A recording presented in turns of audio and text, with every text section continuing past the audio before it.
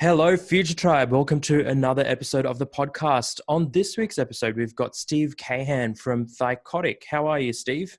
I'm doing great. Thank you for having me. No worries at all. Let's get the ball rolling. What's Thycotic all about to start off with, and what do you do there? So, Thycotic is a cybersecurity company focused on protecting what's known as privileged passwords that exist throughout any organization's infrastructure, and I'm the chief marketing officer. Okay, so is it sort of like a LastPass, but way more advanced for sort of enterprise? Is that how we can think of you? In a way, right? So, LastPass is a good product, and it sort of works for personal users, sometimes small businesses, and really where Thycotic focuses in on is non-human passwords as well as human as well. So Hmm. if you think about it, every operating system, database, application, et cetera, has a password associated with them. And big companies have no idea how many passwords they have. And Hmm. so they go unmanaged. And as a result, they're not secured. And we help to secure them and reduce their risk. Right. So API keys, things like that as well, I assume. Yes. Okay. And how big's Thycotic to give an idea of um the team behind you? Sure. So actually, when I started at Thycotic, a little over 4 years ago, we were 6 million in revenue, Hmm. and now this year we will, 4 years later, will be 106 million. So we've Wow. been on a rapid growth trajectory, and it's really the result of the market that we play in, and I think working with some amazingly talented people and just really great solutions. Hmm. Hmm. Let's sort of rewind a little bit. How did you find yourself at Thycotic? You give us an idea of sort of your journey to get there, and um, let's start with what you sort of did out of school, and give us a bit of a timeline. Sure. So now, as you might be able to see, if you happen to be able to see the video, that I've got a few lines in my face and some gray hair, and so I've actually been in the technology space and mostly in cybersecurity for 30 years. And so when I graduated university, I uh, went to school and would hear very often from my father when I would grow up. He'd say, Steve, get your degree, go to work for a large corporation. You work hard, they'll take care of you, and you'll have a great career. And of course, he would say, your mother and I would much prefer that you become a doctor or a lawyer, but short of that, getting a job at a large corporation will do. So that was the path I took. And so I graduated university. I went to work at a, a large organization processing claims. And I remember staring at my bank statement and the pile of claims I had to process that day, wondering how on earth will I ever get ahead? And I'd work long hours. The student loans would take a hold of my paychecks before they'd ever get a chance to hit my bank account. Hmm. So, about a year or so into that role, I asked myself an important question, and that was, how could I earn a great living and love the work I do? And that led me into the startup world. And now I am at my seventh startup in a 30-year span. All six prior have either sold or have gone public, generating over $3.5 billion in shareholder value. Wow, that's some big numbers right there.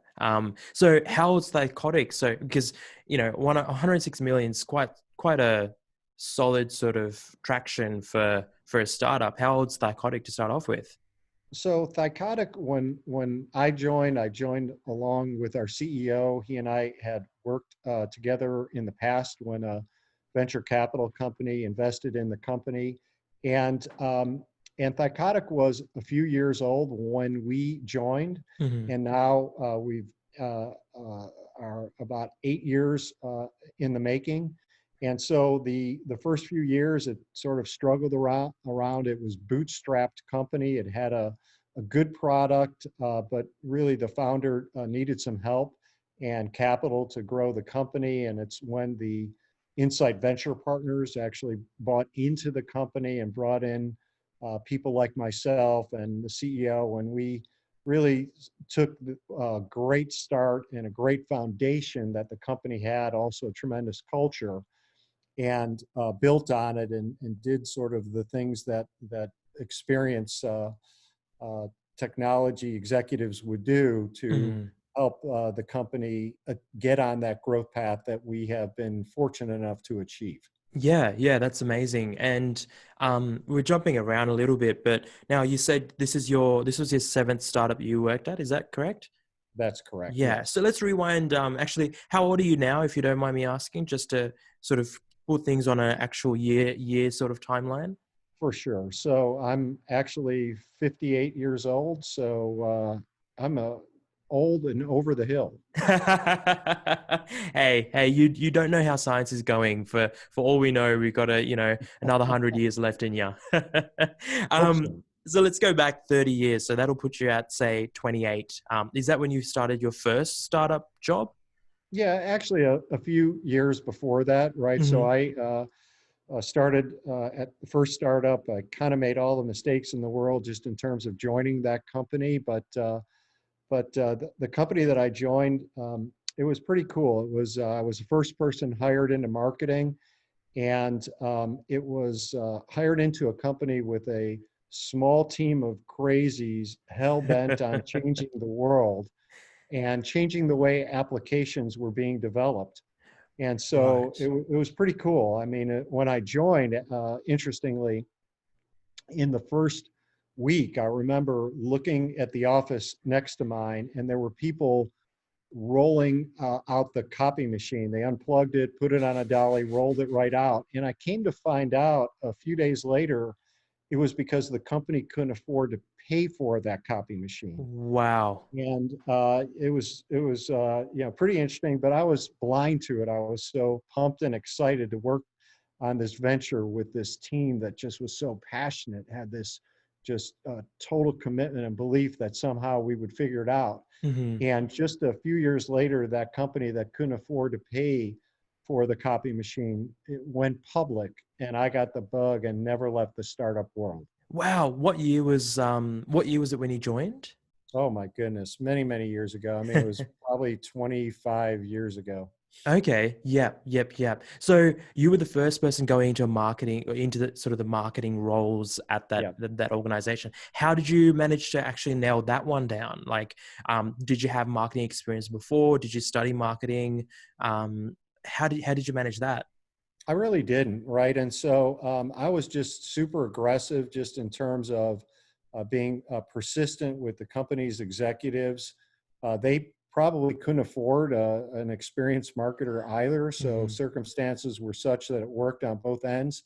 And they knew that I'd stop at no ends to do what it would take to really learn the ropes. That it was cool because, if you think about it, if you're hired into a large corporation, you're oftentimes hired into a smaller pigeonholed role where your sphere of influence is quite small.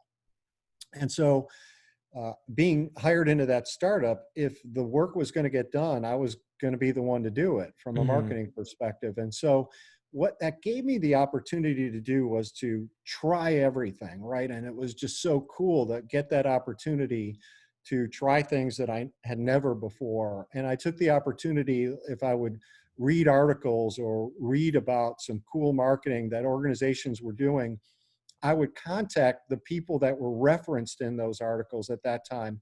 And oftentimes, those people, they realized that there were others that helped them to achieve the success that they had achieved. Hmm. And we're happy to talk about themselves and share some of the lessons that they learned to help me to navigate around some of the trial and error approach to helping a small company learn how to market effectively.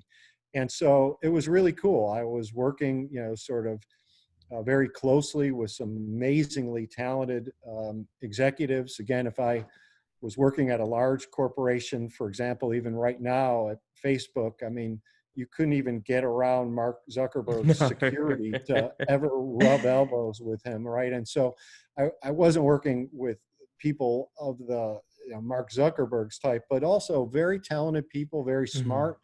And so I took the opportunity to learn everything I could, to go to just take control of my own training, to really focus on doing and learning and failing forward sometimes. And as I mentioned, we were more successful than I had ever dreamed when I joined, and it was why the company, just a few years after I joined, was able to grow to the point that we were able to go public. Go public. Yeah, I mean, this story, your story, really hits home because it's sort of similar to how I sort of did things. You know, going my first real job was at a not-for-profit who couldn't afford, to be honest, couldn't afford a hotshot marketing guy. In fact, they could only afford me 2 days a week, or 3 days a week, I think it was. And the beauty of it, and why I can, see why you fell for startups, is that you go into this organization who's just essentially created this role, and yes, there's individuals in there who have the foresight to see that marketing is important and that marketing sort of something that they've got to focus on, but there's not the rigidity around it that you're forced to sort of go in and you're boxed in and there's people saying, no, this is what I want you to do.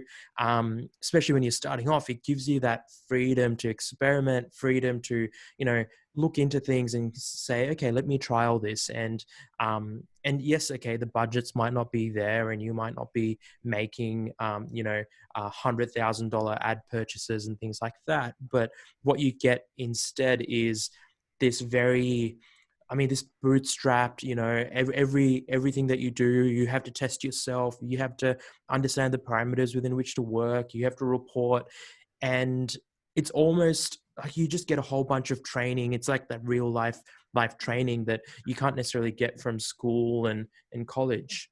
Yeah, no doubt. And I learned a very important lesson early on in my career from getting that opportunity. And essentially it was this, is that at least from a marketing perspective, is you could talk to all sorts of marketers, and the world of marketing certainly has changed. It's changed for the last couple of years, but I can assure you it has changed dramatically from that time. But the important lesson that I learned was that marketing needs to contribute to revenue. And it might sound like, well, of course it does. I mean, that's a simple statement, but you'd be surprised how often you will talk to those who happen to have marketing expertise, and like the last thing that they'll focus in on, or that they'll talk about, is the stuff that they're doing and how they're actually contributing to the revenue growth story of the company. And it was that very simple concept that I have always kept in the back of my mind, no matter what the challenge, no matter what the industry or the stage of the company. And it is that perspective and lesson learned has served me well in 30 years.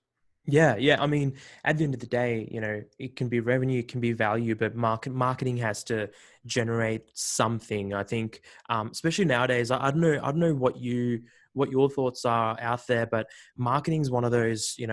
Everyone seems to have their own marketing agency or their own digital agency. They build websites and chatbots, and it seems to be this thing that anyone and everyone sort of does, because relatively low barrier to entry. Saying that, we both know that the difference between someone who really knows what they're doing in marketing and has no idea is just huge. Like there's just no comparison between the two. But the layperson doesn't see that, which makes marketing, I think, one of those spaces where people see it as a black hole sometimes. People just see, oh, you can spend a whole bunch of money on marketing, but all you're doing is giving Facebook money or giving Google money. What are your thoughts on that sort of perspective on marketing? Yeah, I mean, I see that all the time, and I, uh, of course, work with Thycotic, but I meet with companies and entrepreneurs that sort of ask for advice. And essentially, when you look at sort of a strategy that I found that works, it's essentially this. first of all, if you want to be successful from a marketing perspective, is that you have got to know your customers as well as you know yourself. And so it really starts with that. It's understanding the customer implicitly. And oftentimes, what you'll find is not what you think. So take Thycotic, for example. We're in cybersecurity. However, the users of our technology actually oftentimes aren't security people. They're IT admins, right? And these are people who are very busy, have diverse roles. Security is one of them. And so they want technology that's super easy to use, it's customizable, it works the way they want to work, it doesn't get in the way, right? It's fast and simple. Mm. And so, you would say, well, gee, you're in cybersecurity. You're supposed to be all about, value proposition that includes security. And of course, we have that. But we focus in on our customer and we realize who's influencing.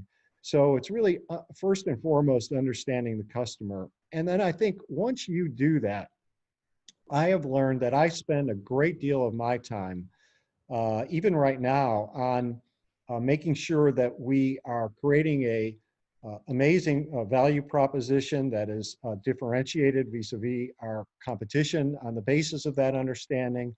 We focus, I focus personally a good deal of my time on our company's content.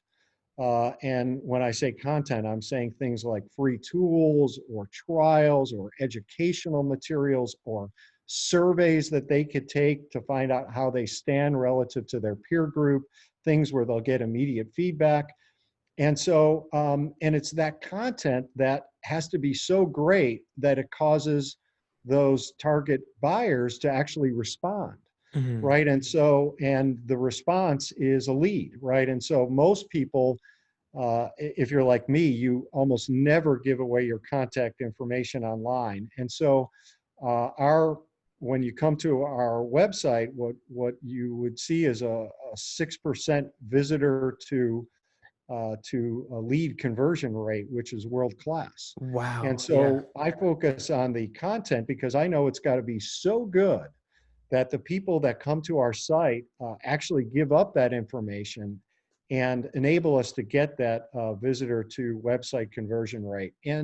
And if you're able to then drive that conversion rate, those are leads, then you're tracking that ultimately to pipeline and then revenue, right? And it's some of those very basic points that that may sound, quite foundational or simple, but you'd be surprised how few companies actually get that overall mix right. Yeah, I mean, and it sounds like what you're talking about is you guys do a lot of content marketing, and content marketing has been big for a long time. I've been going on about it, and when we start talking to clients who are just starting off, and let's say they don't have a huge budget, what I generally tell them to do is start writing blog posts that are very insightful, very very niche, very specific to what they do. And it sounds like you guys have sort of grown past that, which is no surprise.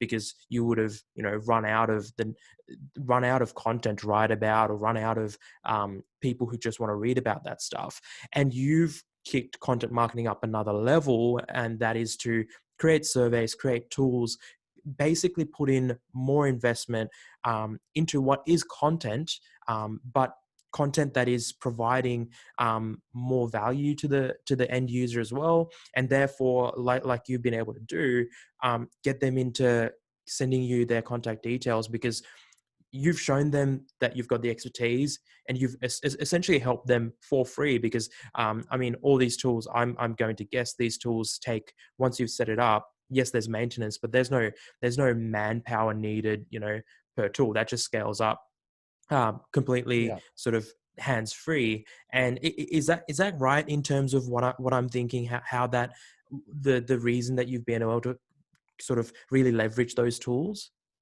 Absolutely, right. And you said a key word, and that is value, right? And so a lot of times people create content that is more self-serving in a way Mhm. rather than serving the customer. And the content's got to be hugely valuable. I'll give you a couple of examples.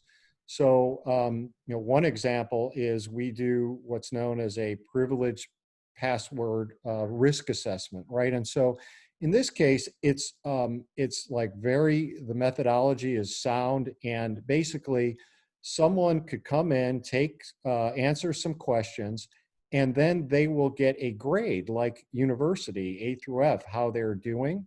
It's really solid for them to understand where they stand Hmm. relative to their maturity within what's known as privileged access management. And so they will not only get a grade, they will find out where they're doing well, where they're not doing well, and then they will also find out where they stand for each of the questions that they responded to relative to their peer group, which is companies in the same industry and of a similar size around the globe. And so people love that stuff. Like they want the immediate feedback, they Hmm. want a grade, they want to understand where they stand. And then what's cool is because it's integrated then with our sales force, the sales people could then be very consultative and say, gee, tell me a little bit about the results that you achieved, and let's talk about how we might be able to help you. Hmm. That is real value. Or we have a free tool that discovers these passwords that you might not know that exist, and we do it for free, Yeah. right? And so people have no idea, just given the complexity and the size of their infrastructures, what they have. And so this is functionality that is actually in our paid for product that we decided to give away for free, right? And um, so it's offering real value. And when you do that, you create a great first impression of the company.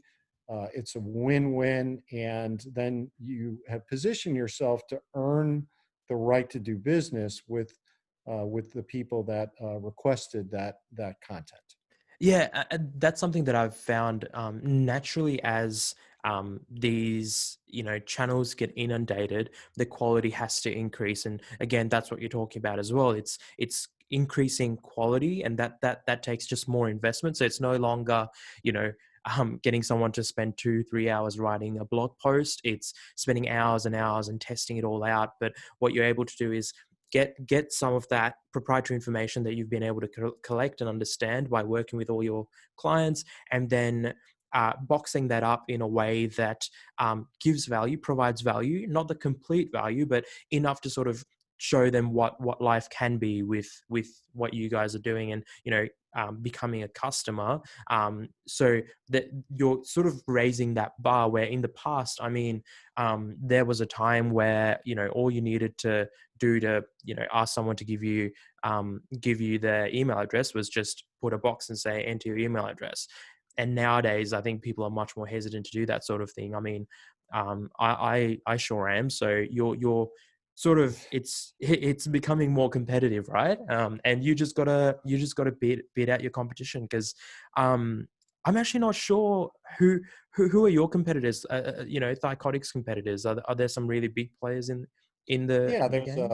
a larger competitor, public company by the name of CyberArk, Mhm. right? And so, it's key that they're a good company, good people, that good products, right? And so, we think we have some competitive differentiation that actually a lot of customers desire, Mhm. right? And so, for us, what we try to do is we try to focus on how we can offer value in ways that they cannot, and obviously the growth that we have achieved is pretty fantastic. It's 3 times the growth of the industry, right? And so clearly we're doing something right, and probably doing a good job of being a worthy competitor to CyberArk.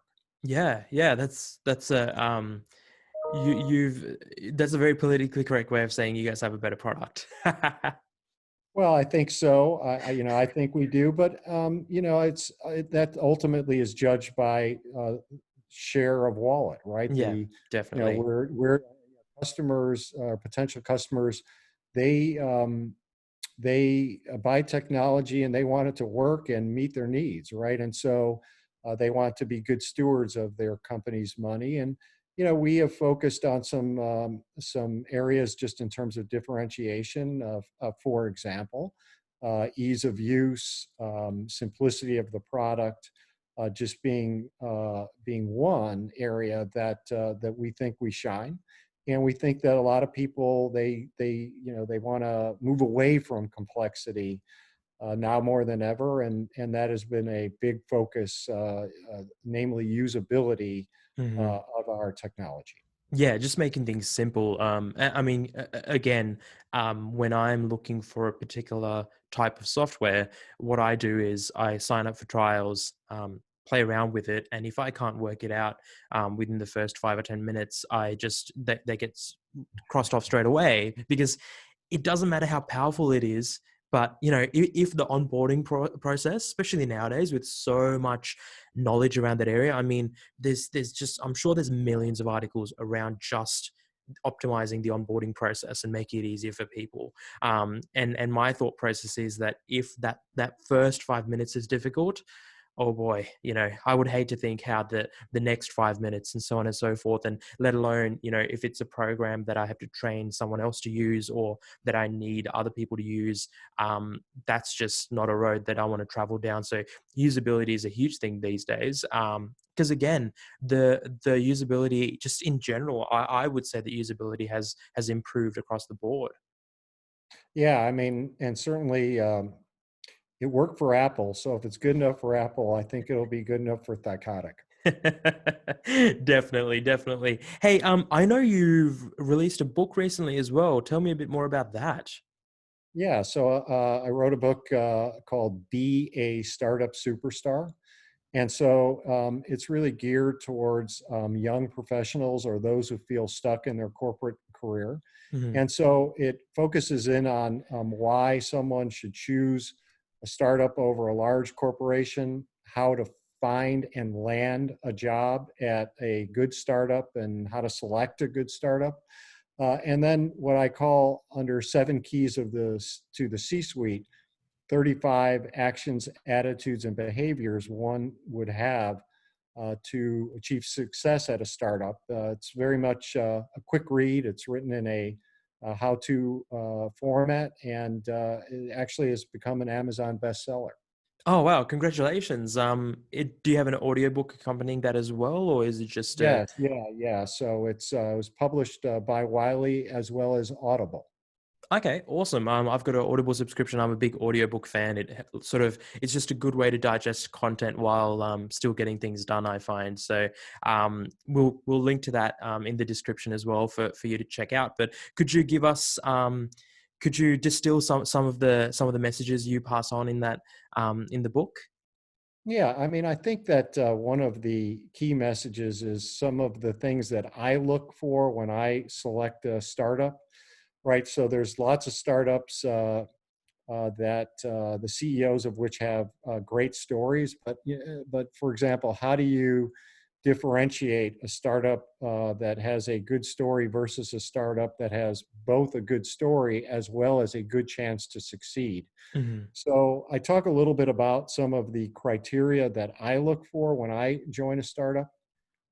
So for example, one of the things that I look for is quality people who share the same values that I have. And so people reflect a company's culture. And so, if you're you're interviewing with a company, if you are meeting with the management team, and if you've got to look for a team that really rocks your world, and if you sort of uh, see that there could be some disconnect in terms of values, I oftentimes say move on. And one of the questions that you could ask to determine those values, if you're in the interview process, that often ask is, if you weren't building your startup, tell me what you would be doing. Right. And Hmm. so that really gets at a question that highlights some of the values that that person has. For example, are they potentially going into the direction where they're a micromanaging workaholic? Do they have other hobbies or things that perhaps you may share in common, Hmm. in which you might start to build a little bit of a deeper relationship? Does the person, for example, talk a little bit about their family? as well, right? And so you really could uncover some gems. Another question that I'll ask to understand the values is, tell me what you love about your team and why are you the ones to solve that problem? And so there again, it's a very insightful question where you'll oftentimes be able to find out if this is an organization that is team oriented. Are they I people where they're taking all the credit, or are they we people where they're sharing the credit, right? So I go into a number of items that I look for, as well as the very specific questions that I would ask underneath those items, such as the ones that I've outlined. And these are sort of some of the lessons that I've learned in being fortunate enough to having selected now 7 amazing startups that achieved great growth. Yeah, I mean, it sounds like those tips can be used for almost any sort of job interview, or I guess even just other interviews. I could imagine asking some of those similar questions on a first date, even. So maybe we've uncovered sort of a whole new market. Maybe you can change around the title and look at selling into, maybe the dating and relationships space as well. Yeah, well, actually, my wife, who's listening to me right now, probably will ask me to shy away from that. But yeah, I mean that's not a bad idea once the book sales start to trail off. Yeah, exactly. You can diversify, swap out the cover. I guess it's just my way of saying that. It's especially nowadays. I think it's a big thing. Everyone's sort of saying you should start your own business, get into a startup. But there are a lot of people out there who wouldn't do well starting their own business. But then the next best thing is to join an organization that is in line with what they want to do, that shares their values. And arguably, there's more power now for someone to do that than ever before in history. I Whether totally it's agree with that, and I could give even your listeners a couple tips of how to find them. Right. Mhm. So, Go for it. for example, in most every major city throughout the world, there's what's known as accelerators. And these accelerators, particularly in technology, but what they do is they provide capital, expertise to the companies that they perhaps might fund. Mhm. And what you'll often find if you Google the startup accelerators within your given city or a city that you might want to live, a lot of the portfolio companies or the ones that are involved with that accelerator, they are listed, and a lot of times they will be posting their jobs online right there. And think of it like startups, these are not the companies that like they're not going to career fairs. They're not doing some of the things that the large companies have the benefit and the resources to do to go find talent. But they'll put their jobs in on these websites, right? And a Mhm. lot of times they're unknown. And so I encourage people to take a look at those accelerators and to Google them. And another is that if you start following some companies, and in particular some of the executives at those companies that you might consider that you might want to join, and take a look what they say online. And with technologies like LinkedIn, so long as you try to do an outreach in a non-salesy way, in a sincere and a heartfelt manner to the executives at those companies, if you're following what they're saying, and oftentimes talk about how you would like to be able to learn from them to get some advice for your career, what you'll find is that as I'd mentioned earlier, that a lot of executives, they realize there are people that help them throughout their career. And now don't be dissuaded if not, you don't get a response from everyone because they're busy people. Yeah. But what you'll find is you'll get more response than you actually imagined.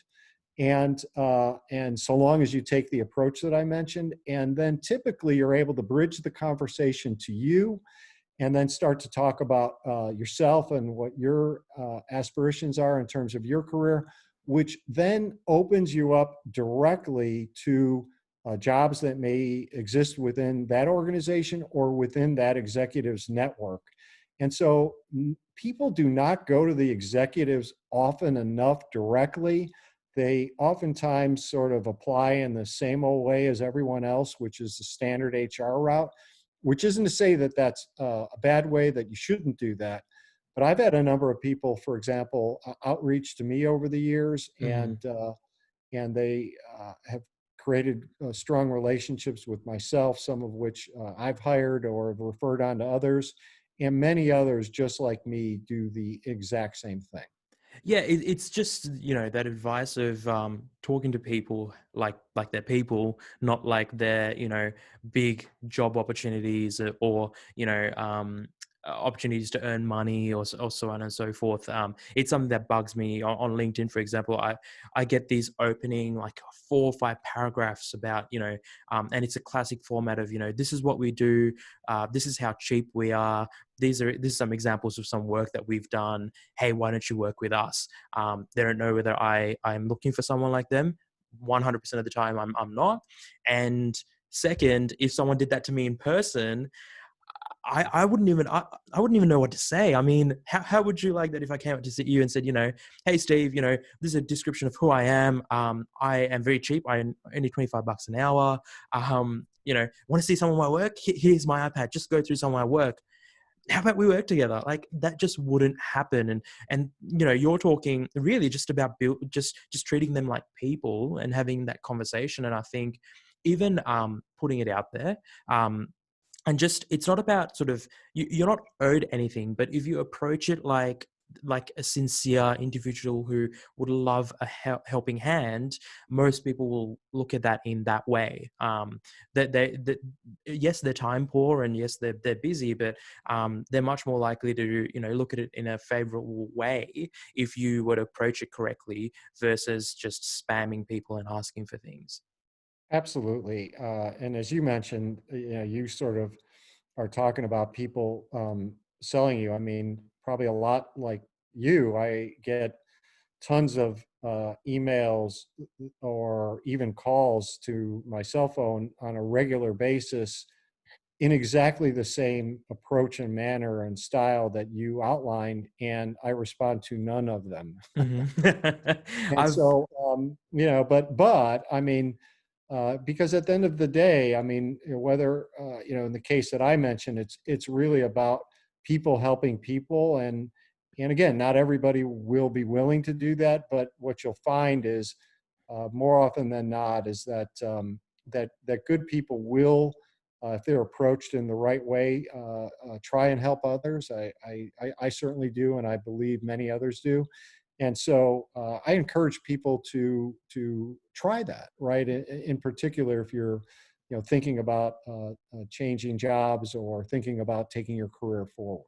Yeah, and it won't hurt. I just can't think of a situation where, if you do it correctly, that there's any sort of damage. The worst thing that can happen is that they won't respond to you, or they'll just respond saying, "Sorry, very time poor. Appreciate it, but can't chat right now." Hey, have you you've talked so fondly about startups? Have you ever thought about getting into starting your own business yourself? Yeah, I actually did. I did start a technology company that grew rapidly. It was ultimately sold to Novell, and Oh, wow. it was a lot of fun. Um, I like typically getting in with a company that's a little bit bigger, right? And so there's a couple of stages of startups. One is starting it from the absolute ground floor. In that case, writing a business plan over a weekend and seeing it through, finding the funding and all of that.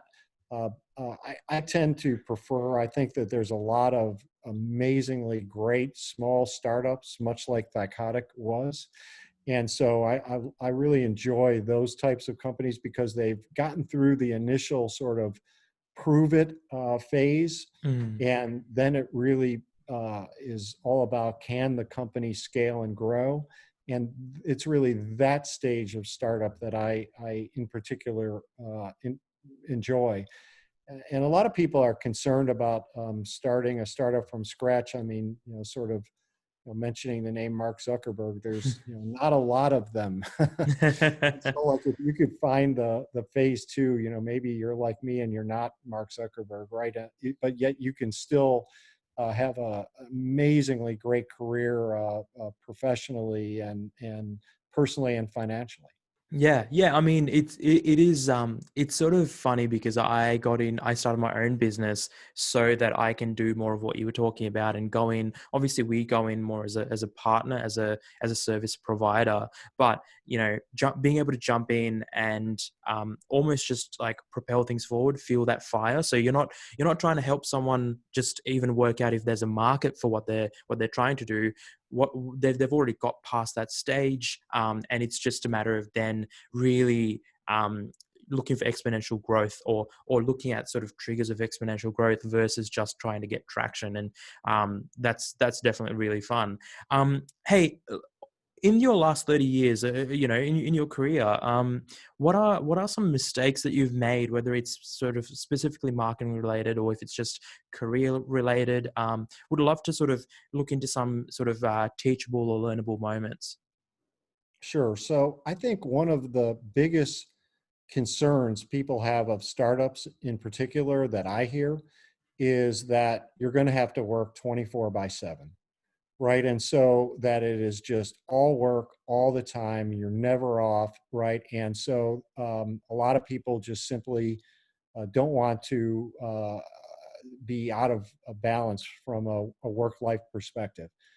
And so I am without question a workaholic. But what I learned early on, and it was such an important lesson, was how to actually achieve more of a balance. And actually, I really don't like the phrase work life balance because it suggests that there's a right answer. Mhm. I think that there was a phrase I heard called work life harmony. And I really like that because I think things ebb and flows. But what I learned specifically was this, is that if any of your listeners are like me, they live a lot of their life through their calendar, right? So you're scheduling meetings, you're scheduling your appointments, and that really guides a lot of what you might do during the day. And so, what I would say that you can do to kind of have better work-life harmony essentially is this, is you've got to learn how to protect your calendar. And so, if you're listening right now, what I would challenge you to do is to open up your calendar and take a look at it right now and see how many meetings that you have scheduled with yourself. Mhm. And I'll bet if you're like most people, the way I was as well, many years ago, that you probably have too few.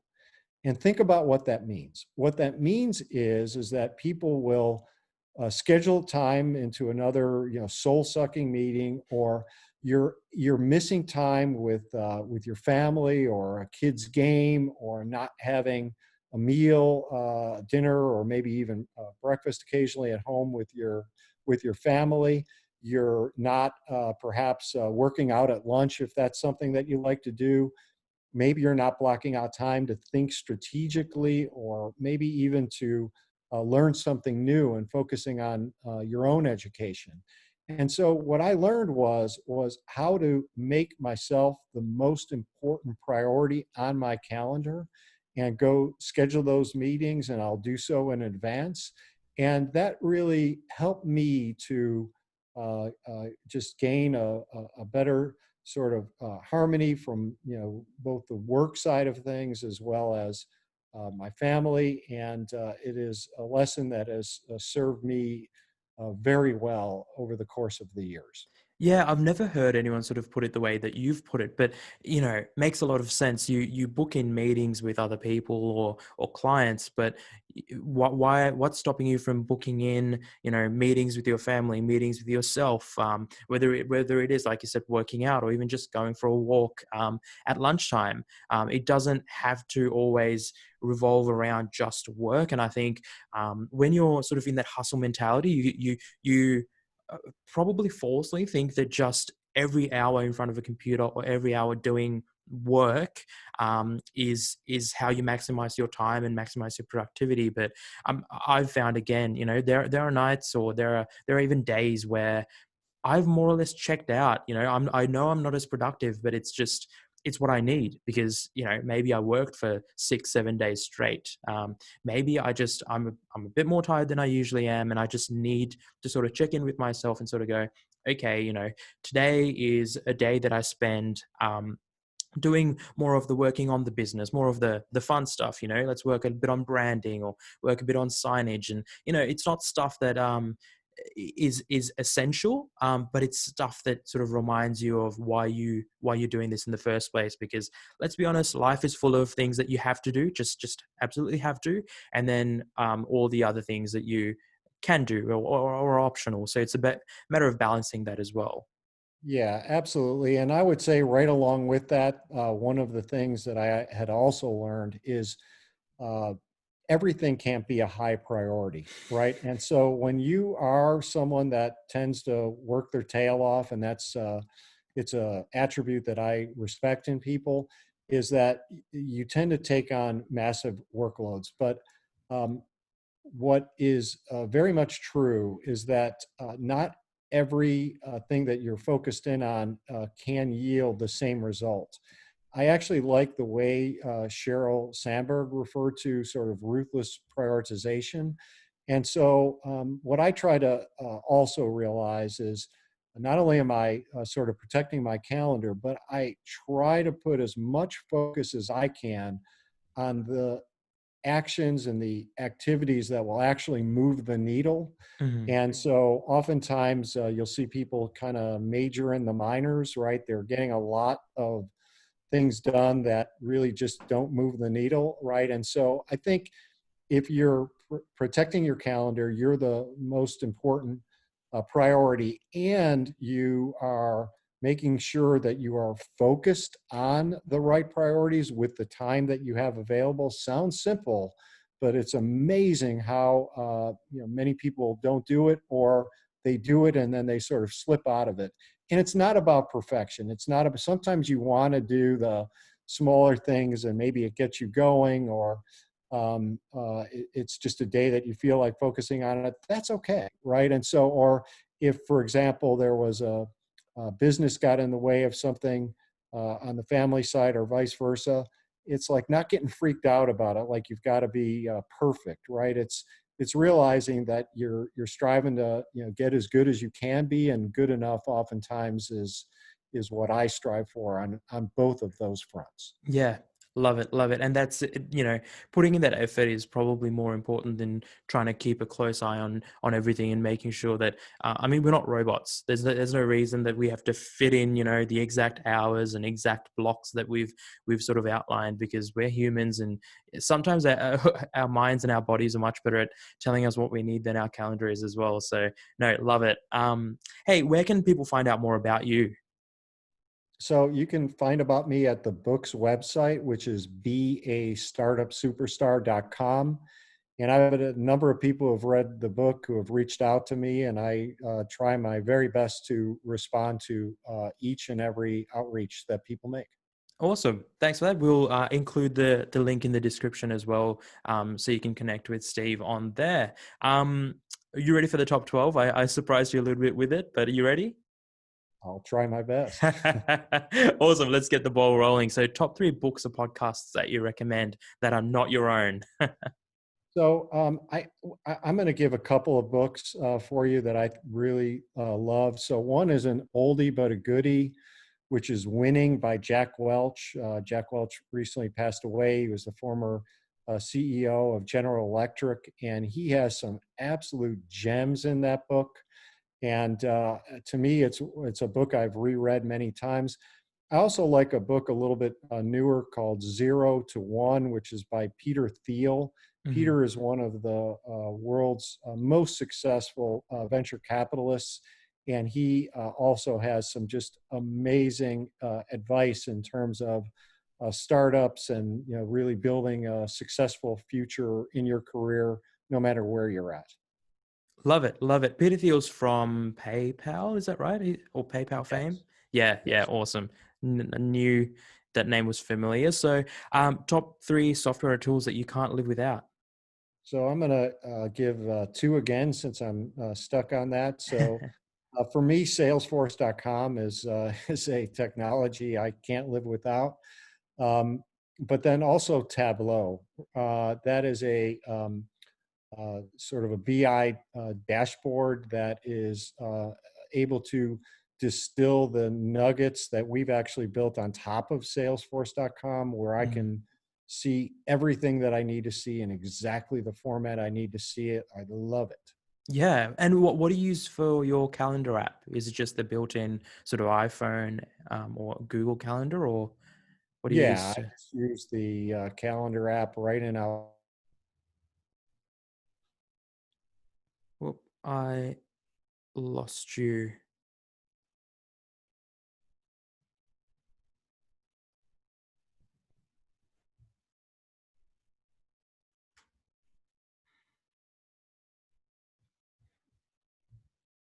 Sorry, I lost you there. Are we back? Yes, you did. I am at my beach house in Galveston, Texas, and my internet all of a sudden became unstable That's all good. I missed your response. So you just use the built-in Google, use the built-in calendar solution. from Outlook. Oh, yep, yep. Awesome. I mean, why not, right? I think even for myself, just the built-in calendar apps are really awesome. I know some people like to go down the road of getting their own app subscription, but often it does what you need. And I think people sometimes get a bit too complex with things that just need to be simple. So love it. Top three mantras you try and live by. I try to live by nothing matters more to winning than surrounding yourself with A plus people. Mhm. I found that A plus talent wins.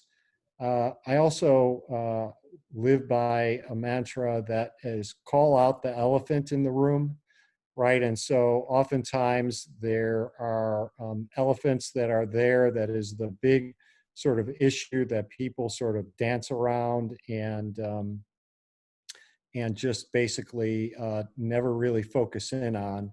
And then I think built to last, right? And so what I try to focus in on is making sure that I am always focusing on creating long-term value and being in it for the long haul.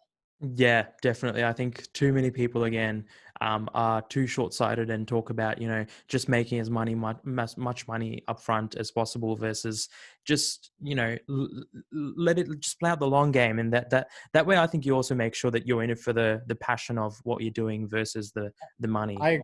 Totally agree. And what happens is that oftentimes if you are in it for the long haul and good things happen along the way, but if you're in it for the short, quick, and easy, it rarely is. Yeah, definitely love it. Top three people you follow or study and why? These are, I would say, the people that are my mentors, honestly. So I'll give one. So one in particular is Doug Irwin. Doug Irwin is not known to your listeners, but No. he is a serial entrepreneur. He runs a venture capital company and is one of the best managers I've ever known. And so Doug Irwin is someone that I without question, follow and if folks could Google him, I suggest that they follow him as well. Awesome. Awesome. Yeah, I never heard his name, but I'm definitely going to look him up as well. Awesome. So that's wrapped up the top 12. Thanks for your time, Steve. And yeah, hope to keep in touch and connect in the future. Yeah, it was a lot of fun, and I appreciate you having me on. Thank you. No worries. Have a good one.